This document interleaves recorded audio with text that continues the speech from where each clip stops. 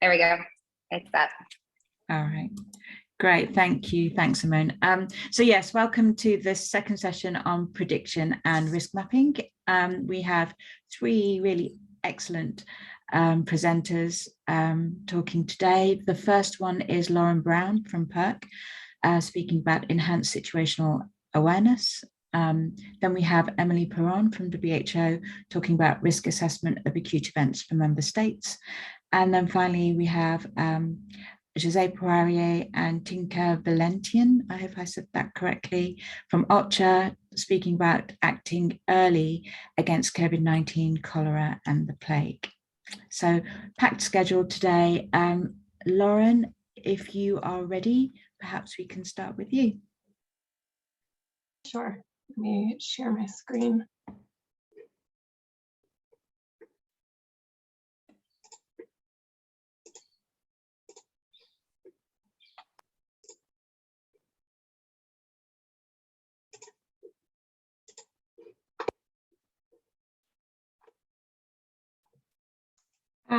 Let's see. Can you see my screen, and is it just the intro slide? Yeah. Okay, great. Okay, so as Ruby said, my name is Lauren Brown, and today I'll be talking about enhanced situational awareness, or ESA. This is a pilot concept, which we've been implementing since January. We don't have data yet on the impacts since it's just a pilot. However, I wanted to share the broad idea and would love to discuss in the future as time allows, today or offline. ESA involves risk monitoring linked to readiness action. It builds off of disaster risk reduction principles, which we see often in the climate or nutrition sector. So, sorry, this slide is word heavy. But the problem we're aiming to address through ESA is that EOCs, or public health institutes, focus on the detection of a health event as the trigger for a response or the changed risk level for outbreaks. However, there are often pre-existing factors which could trigger early action. Our solution is for EOCs and public health institutes to monitor risk factors that increase the likelihood of health threats. Oftentimes, these are not health factors, and they could be things such as population movement, conflict, climate disaster. Ultimately, these factors can be used as predictors or early signals which trigger readiness action. As we've been doing ESA, we've seen that this is very country and context specific. We're implementing this in Ethiopia, Nigeria, and Uganda. So through ESA, we hope to connect, simplify, and accelerate early action. Currently, as we all know, there's an increased use of models, forecasting, and predictive analytics, which are obviously extremely important. In addition to these analytics, through ESA, we recognize that there are basic indicators which could be used to inform everyday readiness action. This is especially important in areas where maybe these analytics aren't as available. So some examples. Seasonal calendars, we see seasonality or early action to reduce the risk of disease based on calendar and season, used often in disease control programs such as malaria or neglected tropical disease control programs, for the use of pre-positioning supplies or training healthcare workers in advance of peak seasons. Geography and livelihood mapping, looking at specific communities in urban areas, pastoralists, especially in East Africa, or farmers and farming communities and known risk linked to health outcomes. And then additional risk mapping via the WHO STAR, which I think another one of our presenters is talking about today. So mapping known risk and ensuring adequate surveillance, detection, and response plans. And then also looking at the who, where, and why drives vulnerability. So just a quick comment on ESA and the conceptual framework for health security. I think we've all seen varying models of a framework such as this, focused on early detection, early response, and continuous quality improvement. We see ESA falling within first the watch function, or anticipating events, reducing risk, and improving sensitivity and specificity of early warning systems. And then also within the alert function through the identification of thresholds for these risks, which trigger preparedness and prevention. And then this is complementary to where we see IOA fitting into this model through respond. And that's done through increased surveillance, continued impact analysis, and the tracking of response functions. So the last slide on how ESA links into current IHR guidance before I go into implementation. We just really see ESA linking to the WHO STAR, which is a risk assessment tool, and the joint and external evaluation. We see it as a way to operationalize the STAR tool and link, which is again a risk assessment, and link it to readiness activities, and also to step up the JEE score. And this links to the outcomes that we've already discussed for improved early detection and readiness. So briefly on implementation, I've included a few slides just to give this audience sort of a taste of what we've been doing, but obviously this isn't a training, so we have more detailed information when we work with the pilot countries. So a high-level overview of how we've been doing ESA in the 3 pilots.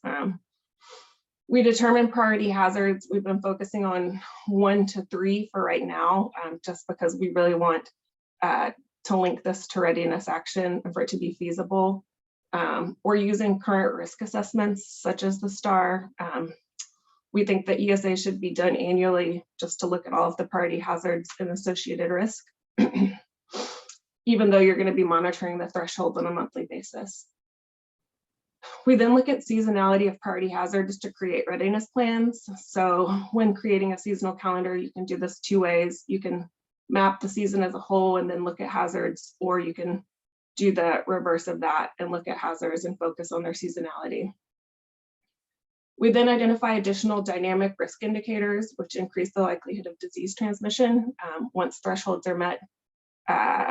These again could be things like flooding or excessive rainfall or population movement. What's really important here is that we have to determine data pipelines, data owners, thresholds, and triggers. And then we ensure that actions are predetermined in multi-hazard plans. So it's not useful just to look at these risks and triggers if you don't have a specific budget or place within a multi-hazard or disease-specific plan. And then ideally, we initiate early readiness or response activities. So even just looking at seasonality, we should be able to implement readiness activities in advance of a hazard. This is just an example. If you've done a STAR, you've probably seen the more detailed calendar. This is a way that we think you could use a seasonal calendar for data sharing and looking at activities by functional group and pillar. The purpose is to collate and reduce duplication of activities by functional group, and to also share this information to decision makers on a monthly basis, looking at activities for the 3 priority hazards, an example of country X. And then just sort of breaking this down into one of the ways that we did this in Ethiopia, they selected cholera as a priority hazard. We looked at seasonality. So we have readiness actions 1 to 3 months ahead of the season, and we've created a functional seasonal calendar like the one I just showed you. We're monitoring dynamic risk factors for sudden change and have determined specific thresholds and data sources. And then we've used contextual vulnerability to create a risk profile on an annual basis. So just to prioritize interventions, we've looked at safe sanitation statistics and population density. So again, this is like a very quick overview of how we've been doing this with our pilot teams. So current activities and next steps. Right now, as I said, we've been implementing this pilot since January, February. We've been working with EPHI in Ethiopia. They are currently doing a STAR, so we sort of tacked on this operationalization of the risk assessments to the end of that. We've been working with the Uganda Ministry of Health, who last did a risk assessment, I think, in 2019. So this year we sort of reassessed risk. And then with the Nigeria Ministry of Health and CDC, I think they're doing the STAR this month in May. So we're a little bit further behind in that pilot. And we've been working with WHO Afro and then a point of contact at HQ. So we hope through June and July that we keep implementing these pilots and we expand a playbook and to see how this fits within other guidance and tools that are being launched.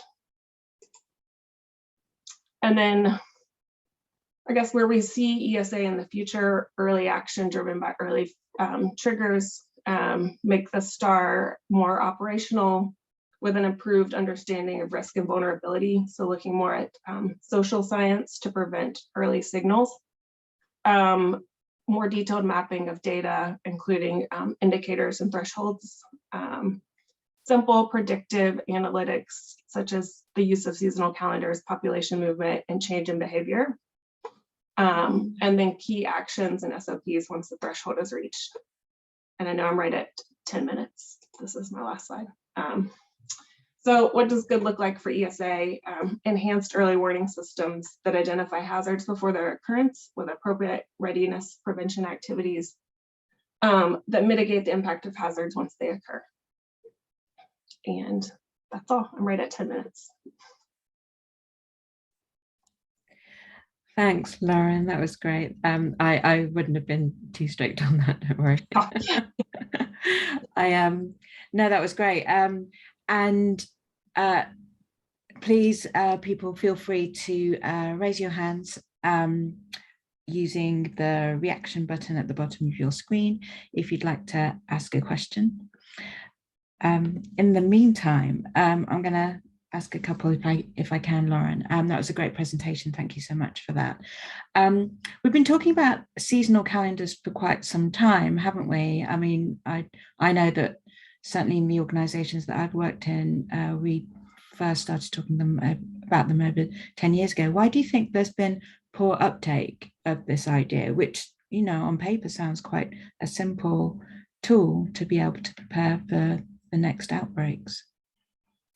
I guess I can't specifically say why there's been poor uptake, but I've thought about this as well because we've used seasonal calendars in past organizations.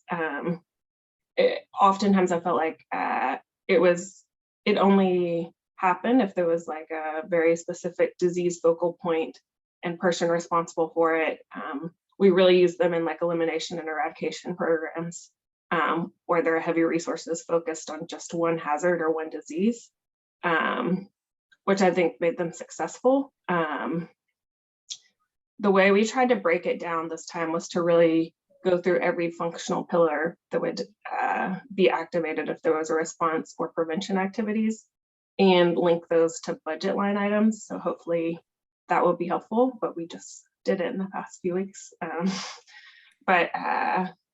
Yeah, I think a more detailed breakdown related to direct action and hopefully including the seasonal calendars in some disease specific plans will be helpful, but we'll see. Great. Any questions from the audience? Nothing in the chat. There was one other question that I wanted to ask about, and it's probably a question that I'm going to ask a few of the presenters, is this challenge around getting the data sets really for exploring something that's quite difficult to explore, like vulnerabilities, like poverty indexes or types of housing or occupation, and understanding their impact on risk. The environmental factors are almost easier and quite straightforward relatively to collect. And what are the challenges that you're experiencing with this? Yeah, I definitely agree. When Colby, who I think you guys know, and I were working on this concept, we created probably 14 tabs of different data indicators and sources that could be used. And then when we started implementing this, we were like, actually, let's just focus on seasonality first. Like, let's get the seasonality right and link it to readiness action before we look at these other indicators, because I think that it will be difficult. And sort of the guidance we've given in the pilot is let's just focus on one additional risk indicator and then another, and let's try to build off of that, because it is quite challenging to find all of the data and data sources. I just, for a year, worked on COVID in the US, and even getting that data for like population density and or I guess like income across the US was really difficult. So yeah, it's a work in progress. Yeah. Great. Thank you so much, Lauren. That was really interesting. Thanks. And our next speaker is Emilie Peron from WHO, who's going to be talking about risk assessment of acute events, for member states. Hi, Emilie. Hi. Hi. Are you ready to share your screen? Yes.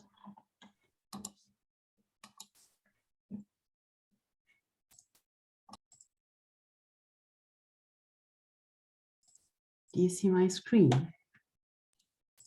Not yet. Yeah. Is it on presentation mode?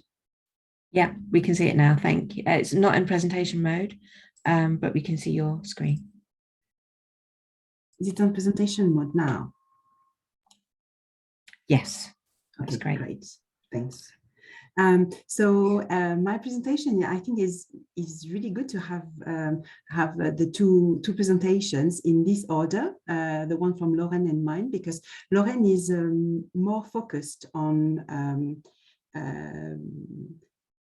very early detection or even prevention, or during the STAR tool is a tool to for preparedness. Sorry, I was looking for this term. So it's a tool for preparedness. When my tool or tools even will be more when we have already detected something. So this is really for acute event. So I think it's really in the right order.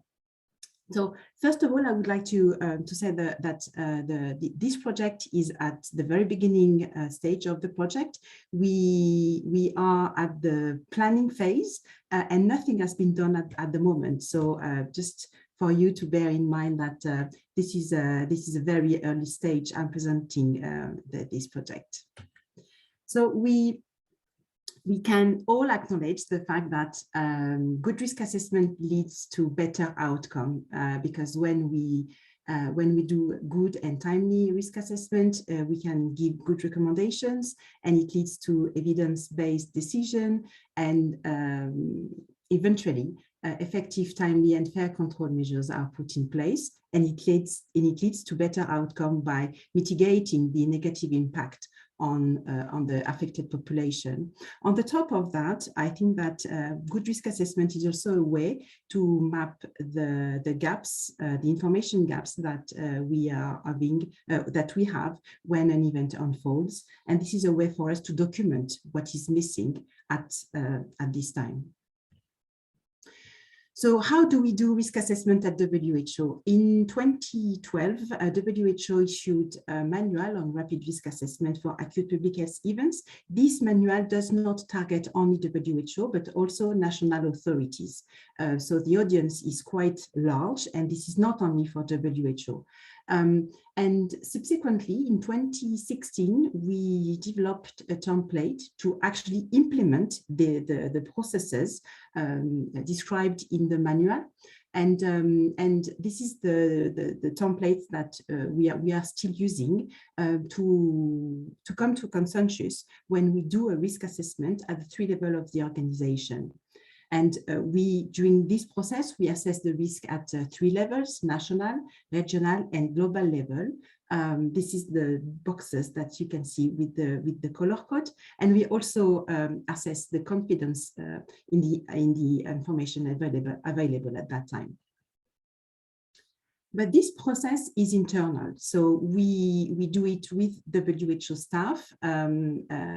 and the information, the outcome of the risk assessment is shared with partners when possible, and we try to do it as much as we can. But we want to protect this process, and we want to give WHO staff a space way to express themselves without having any political pressure, to be as objective as we can. So this is why it's an internal process. And on the top of the 2012 WHO Rapid Risk Assessment of Acute Public Health Event Manual, WHO issued quite a wide range of other guidances regarding risk assessment. So of course we have the Annex 2 from the IHR, with the IHR criteria that allows the countries to assess whether or not an event should be officially notified to WHO. We have also the PISA framework that allows countries and WHO to assess the severity of influenza. We have also a risk assessment for One Health that was developed conjointly with the FAO and OIE. We have also PHSA, Public Health Situational Analysis, that are done when a complex humanitarian crisis occurs in a country. The last one was in Ukraine. We have also specific disease risk assessment. The orange that I'm showing on the slide is for polio, and we have the STAR, which is the tool that was mentioned by Lauren in her presentation, and this is a tool that is used for preparedness purposes. So all those risk assessment guidance have different methods and different target audience and different objectives behind them.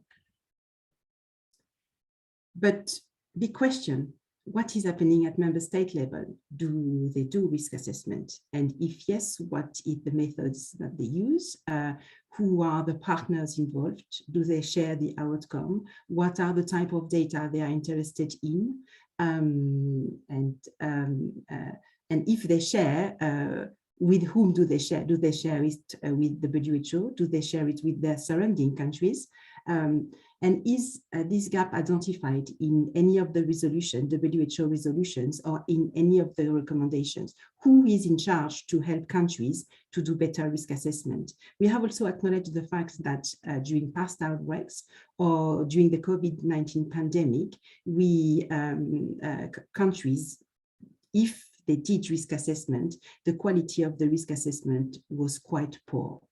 So, is it our mandate? In the resolution from the last World Health Assembly that took place last year, we will have the new one at the end of the month. There is actually one sentence in the resolution saying that WHO should support member states in performing better risk assessment. So this is definitely our mandate. And on the top of that, we also received plenty of recommendations during the COVID-19 pandemic. Those recommendations are not still endorsed, so they are not officially under WHO mandate, but I thought that it was still very interesting to look at them and to see what was exactly recommended in terms of risk assessment. So with colleagues from the new surveillance division, we looked at plenty of recommendations, and we ordered them according to their topic. So for risk assessment, I looked in the IHR Review Committee, the Global Preparedness Monitoring Board recommendation, the Rome Declaration, and the Independent Panel for COVID-19. And in those different documents, I found that we had quite a lot of recommendations regarding surveillance, including risk assessment. I have ordered them by subjects, so it's easier to understand who should do what. And we can have three types of recommendations. The first one targets member states, state parties. So they should, state parties should share relevant information needed by WHO to perform risk assessment. State parties should build surveillance capacity in a One Health approach. And state parties should strive to integrate surveillance, including risk assessment, in essential public health function. The second type of recommendations targets the WHO. WHO should develop a mechanism to get information from state parties needed by WHO to perform risk assessment. WHO should provide support to state parties on the development of surveillance, including risk assessment, and WHO should strengthen its informal interaction with state parties to conduct high-quality risk assessments. And the last type of recommendation is the need that was identified by saying that risk assessment should be multidisciplinary and multisectoral, which is not what we are doing at the moment at WHO, as we take mainly into consideration only health data. So from those recommendations, I think that we can see that we have three main areas of work, and I've ordered them and give them a color code that I will keep in the next slide. So on the red, with the red color code, we have all the recommendations that are linked to share of information. State parties should share information with the WHO. WHO should develop a mechanism to get information, and WHO should strengthen its informal interaction. We have also the blue recommendation, which is the support of development of holistic risk assessment.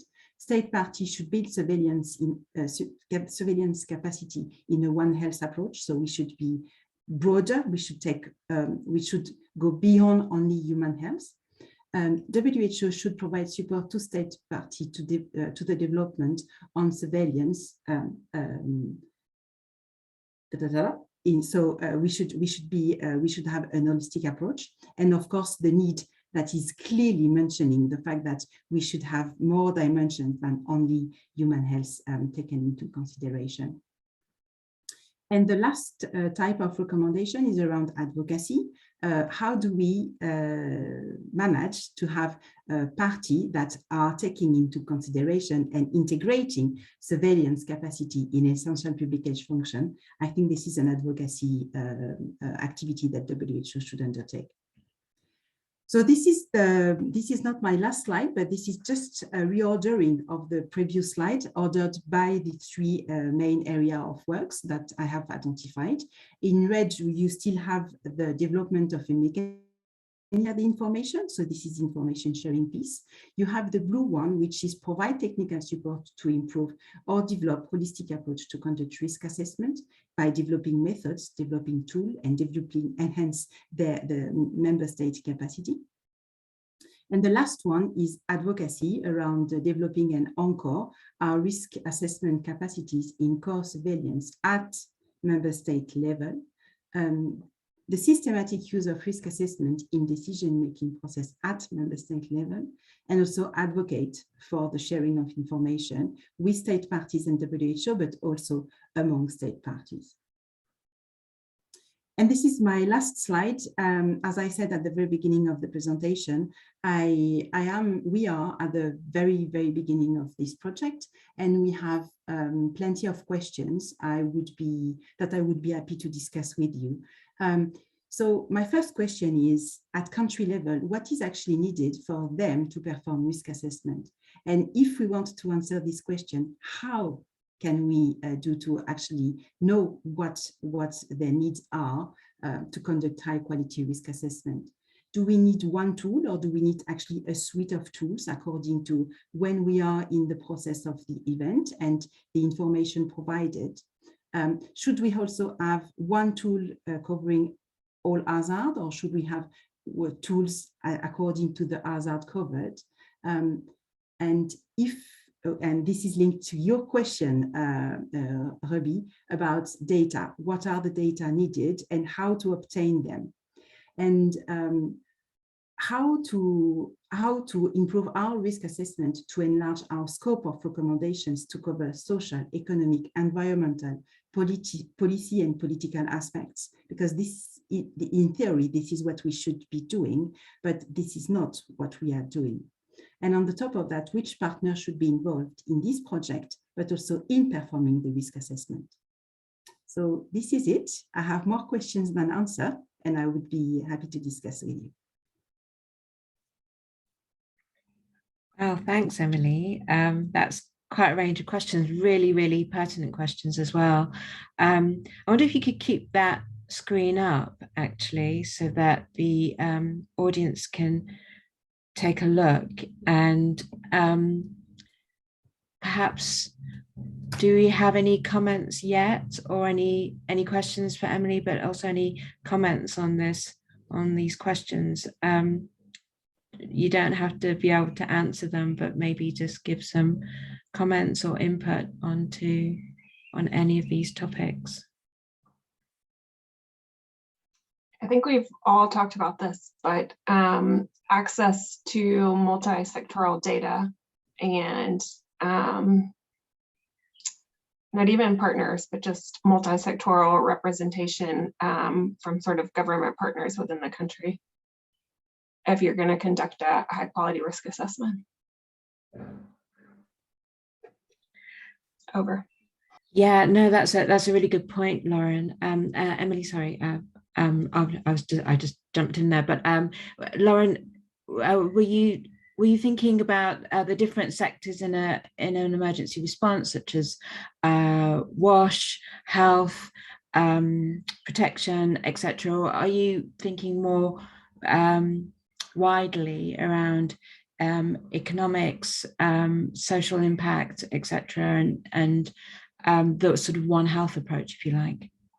I think more widely, even for like the environmental factors that we talked about, or weather, or economic. I guess, how do you get all of those stakeholders involved to have an actual holistic risk assessment is always the challenge. That's another question and not an answer. Sorry. Yeah. I have also the same question. I think that how I see risk assessment, and this is something that I said on my first or second slide, can't remember, is the fact that I think it's okay not to have all the data. But we need to have documented somewhere that we have asked the question and try to get the answer. And that's fine not to have it, but at least we thought about it. We tried to have the answer, and we didn't manage at that time of the event. We can come back to it later and try again to have the answer if we think this is crucial. At the moment, this is the only, I know this is not perfect, but this is the only answer I can give to that. But I hope that with collaboration with the hub part of the division, we may have a bit more answers to those questions.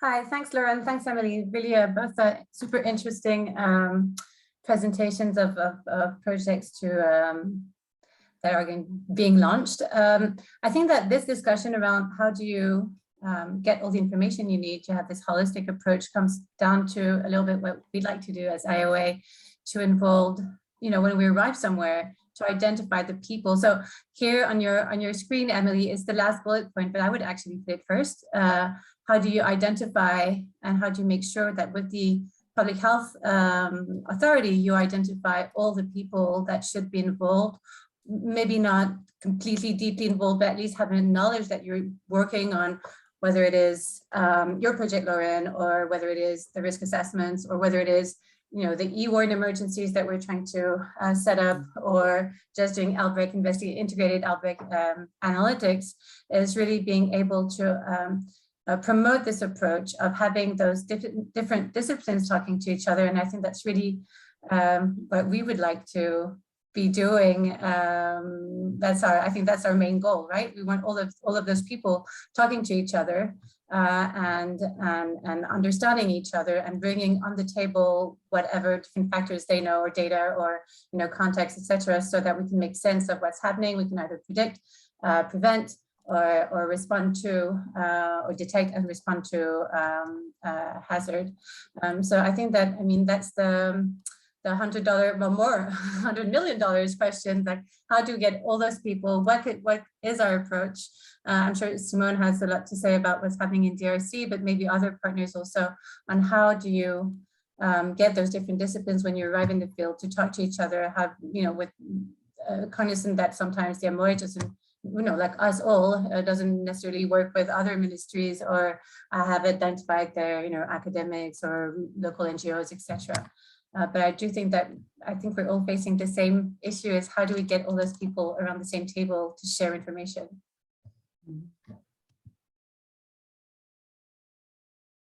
So another question, sorry. Emily, would you like to respond to that? No, yes, I fully agree. I fully agree with you, Marie-Amélie. It's a great idea. I was just wondering, would you do that? So maybe this is even a preparedness activity to be done when it's quiet. So you have a map of all the partners that could support you when an event unfolds, when an event is even detected. So you have everything ready.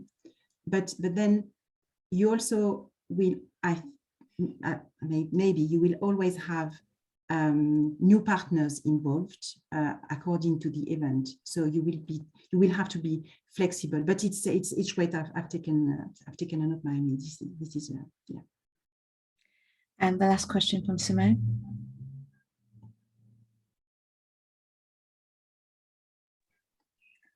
Figure out if I can figure out how to turn on my mic.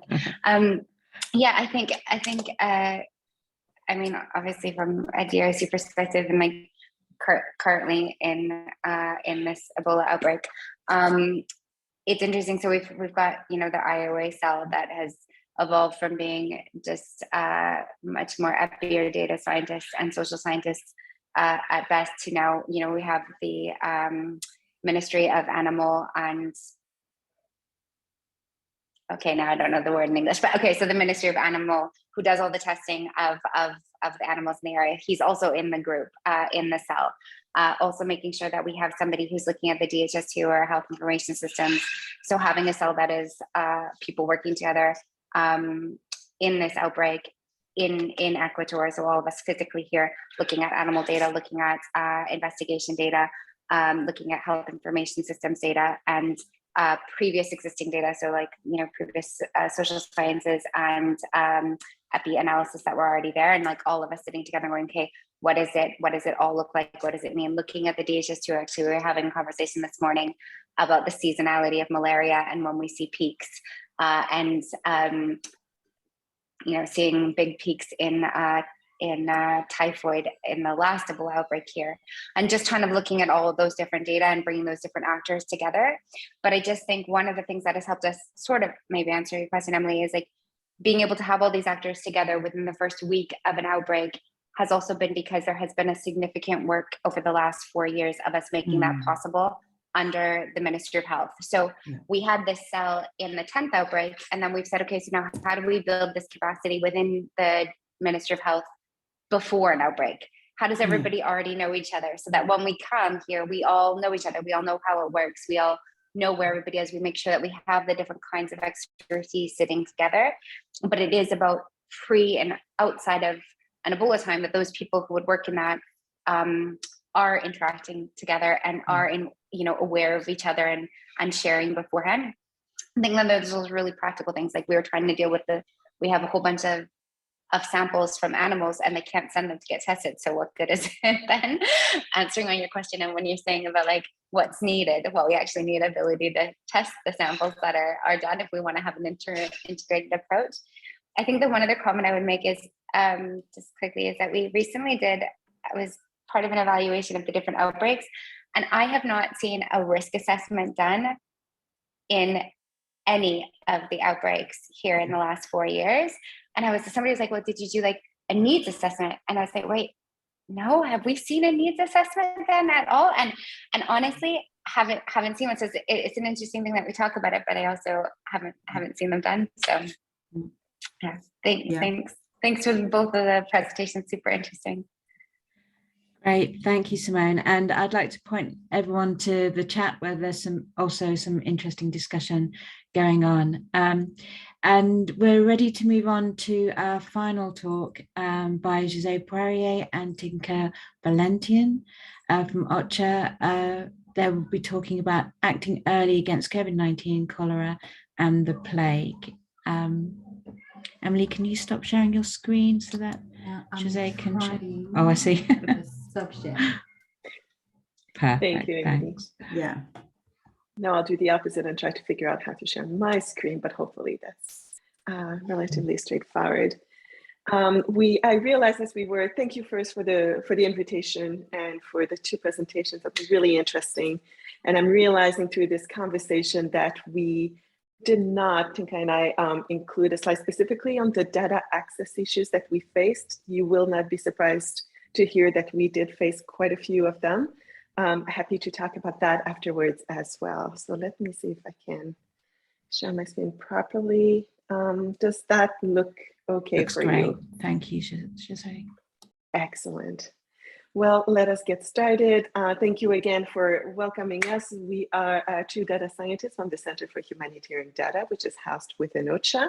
Very quickly, in case you are not familiar with us, we provide a range of services going from data services. So the platform HDX, the Humanitarian Data Exchange, is part of our offering, but we also cover data responsibly, going from data sharing agreements, as well as responsible use of predictive analytics.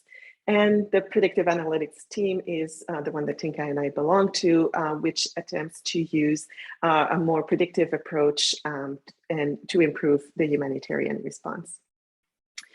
This kind of notion of using predictive analytics really was championed by our former USG, Mark Lowcock, who really put forward this idea that we had now the tools to at least attempt to be more proactive in the humanitarian response by using prediction and projections to not wait until something had happened to react. So triggering an earlier response, the premise is that we can be more fast, effective, cost-effective, and most importantly, give more of a dignified way of going through shocks to the people we are here to serve. So let me quickly jump into something we did not quite anticipate, but did have to find a way to get a little bit ahead of, which is COVID. The center in general provided the service of building a data explorer, which you see on the left-hand side. The links are in the screen on the slides as well, if you are curious afterwards. The data explorer is a somewhat typical dashboard as you would imagine it, but we have layered on information that may be particularly helpful for humanitarian decision makers. So that's the center. But we very quickly also heard from our colleagues at the beginning of the pandemic that the information out there on projections of cases and hospitalizations and potential fatalities were not quite enough to inform operations and how to respond either to the pandemic itself or to continue humanitarian operations in the context of the pandemic. So for that, we partnered up with the Johns Hopkins Applied Physics Lab to develop a epidemic model of cases, hospitalizations, and deaths due to COVID-19. That's what you see on the right-hand side. Won't get too much into the details, but the main ask was to have a set of projections that could be, that would offer greater temporal and spatial granularity to really inform operations. What you see at the bottom, the color mapped, is also something that we brought to the table where some of our colleagues were reporting seeing a lot of projections or figures around COVID-19 cases, for instance, but just didn't know how to interpret it.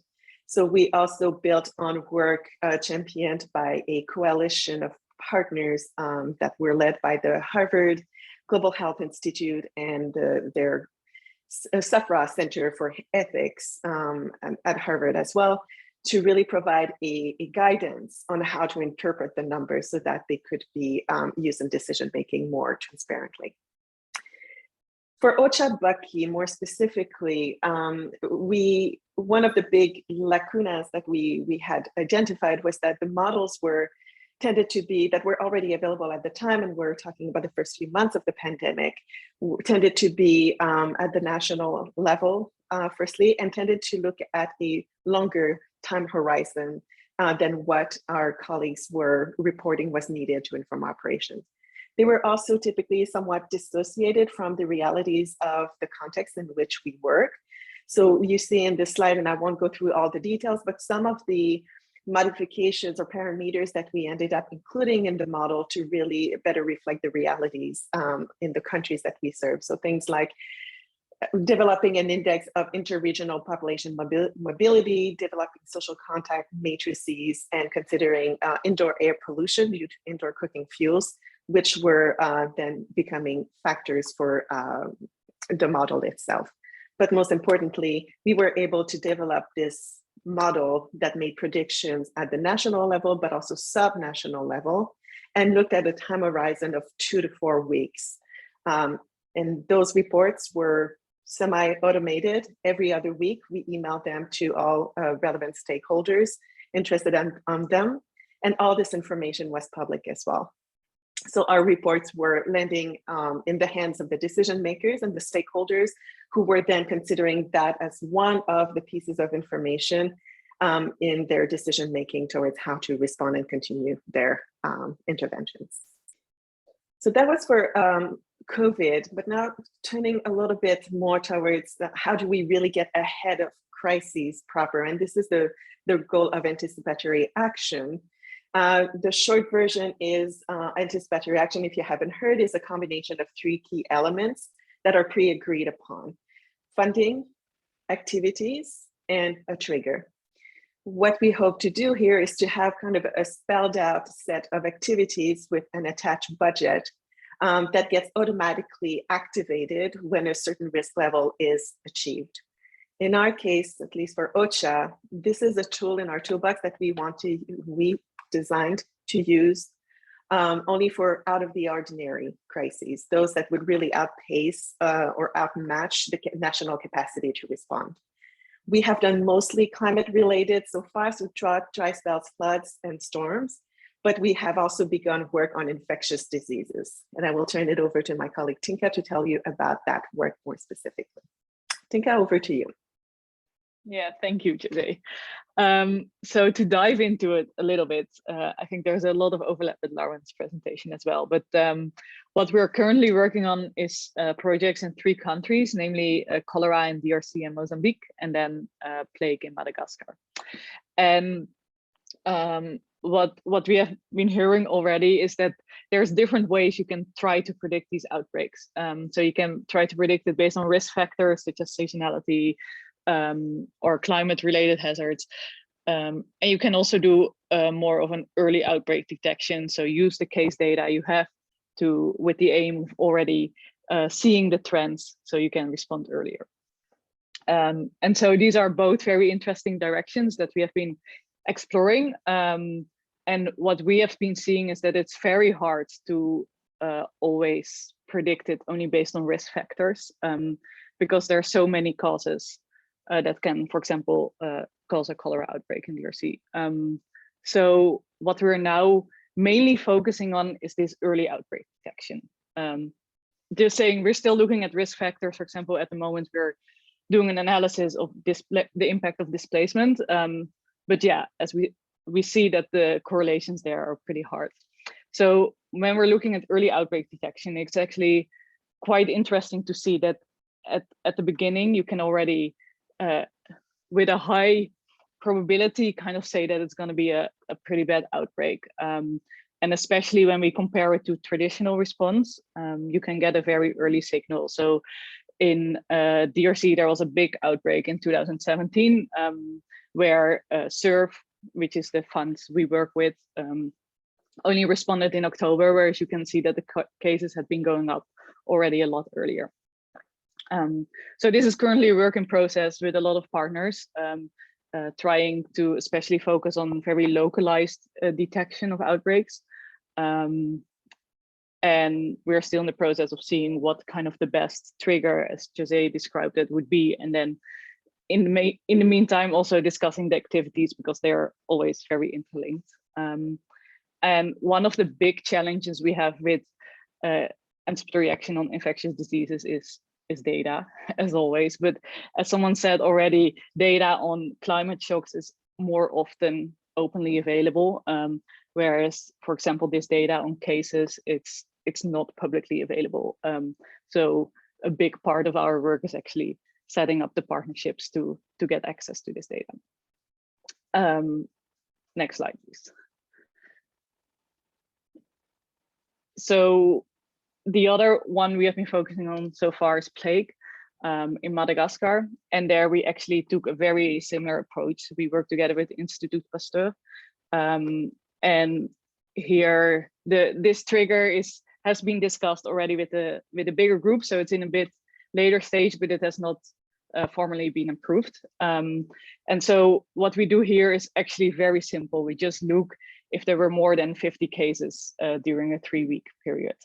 But we saw that's a pretty strong and early enough signal to act up, which is pretty cool, I think, because also here, when you look at the traditional response, at least from SURF, after the big outbreak in 2017, only around much later, after the peak had already begun, there was actually funding released.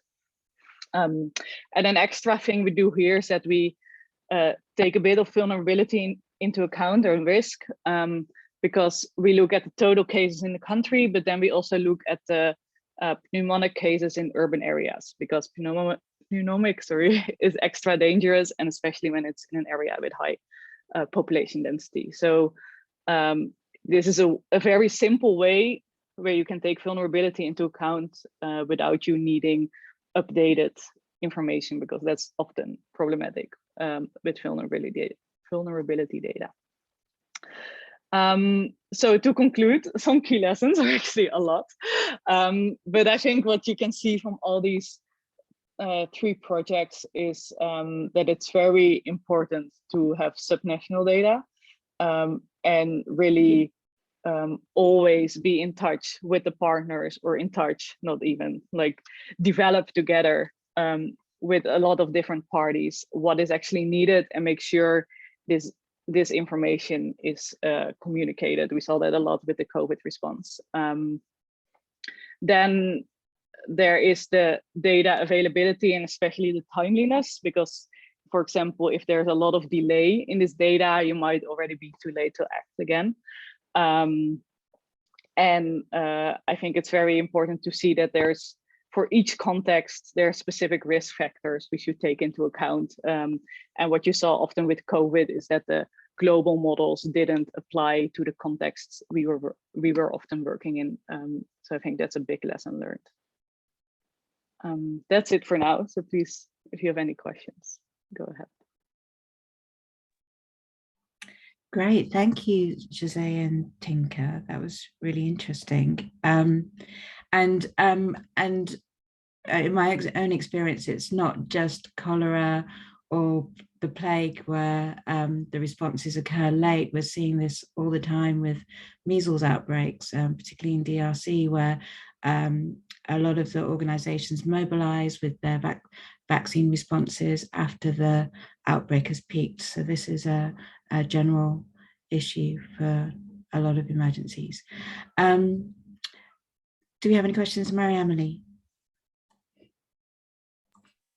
Hi, thank you very much for the presentation. I was wondering, how is that coordinated with the MOH and local partners? Also, because it's my understanding that if the MOH hasn't declared an outbreak, you're not going to do anything unless the MOH has agreed to actions happening. So how has this model of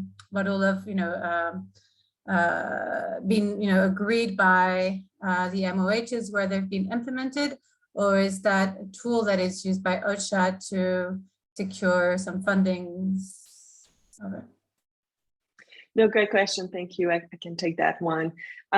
First, for anticipatory action, this is not an OCHA project. OCHA coordinates all clusters and agencies in the field are part of the development process, not only on the activities front. They tell us what they think would be most impactful and when they would be ideally taking action for it to have the maximum impact, but also on the trigger definition. So it's really a conversation that happens with various actors. In these cases, so these are still for plague and cholera specifically, they are still being developed, and we are working through some of that, frankly. I would say, so the Ministry of Health typically is involved for those, as well as, for instance, Institut Pasteur for Madagascar. And there is a notion of this might be a different way of doing things, and there might be a wording kind of component to it. So maybe it's not an outbreak, but we are not declaring an outbreak, but we are acting ahead of an increase in cases. So there's a little bit of that definition work that needs to happen still. But any framework that we develop also gets endorsed and approved by all stakeholders, including in this case, the government. So for sure, there will be buy-in and authorization before we can implement this. We wouldn't go against the wishes of the national government. So, but those are the somewhat difficult conversations sometimes to really make sure that we are all on the same page with respect to what we are trying to do and what are the implications of the work that we are doing on the analytical front. Great, thanks, Josée and Marie-Emilie. Any more questions? Otherwise, Lauren, would you like to speak to your comment in the chat box? Oh, I guess I don't really have more to say than that. Just their final slide on ensuring that data is presented in a way that it reflects operational realities and is poised for decision makers, I think is key in all of this. Also. Thank you, Lauren. And maybe very quickly to build on the conversations that were happening before we had our presentation, some of the challenges that we faced were obviously sometimes the data doesn't exist or is in a location that makes it very difficult to access, certainly in a timely manner. What we are also learning through the specific plague and cholera frameworks that we are currently developing is even if the data exists, for example, it may be with the Institute or WHO or the National Ministry of Health, sometimes there is so much, let's call it red tape or so many protections around those data that merely accessing the case data has literally taken us months. So I think there is a reflection as well for our group, us and this group in thinking per Emilie's presentation as well, what are the ways we can already work on data sharing agreements perhaps as well, so that we're not fighting that fight once we get to the point where we would need to have the data. There are safe and sound and responsible ways of sharing the data. I'll mention in passing that our colleagues who are heading the data responsibility workstream in the center have also issued some guidances that might be helpful in setting up those kinds of agreements. But that's definitely an area where we can all have an impact in trying to facilitate that data sharing, both ways for that matter. And on that point, thank you so much, Josée, and thank you to all of our presenters today. It was a really interesting session. We've reached our time, and I realize that some people have to leave for their next meetings, but thank you so much for your participation, and we will follow up with more information about the next working group call and with the recording of today for you to share. So thank you so much. Take care. Thank you so much for having us, and please do reach out. Take care. Bye-bye. Thanks. Thank you.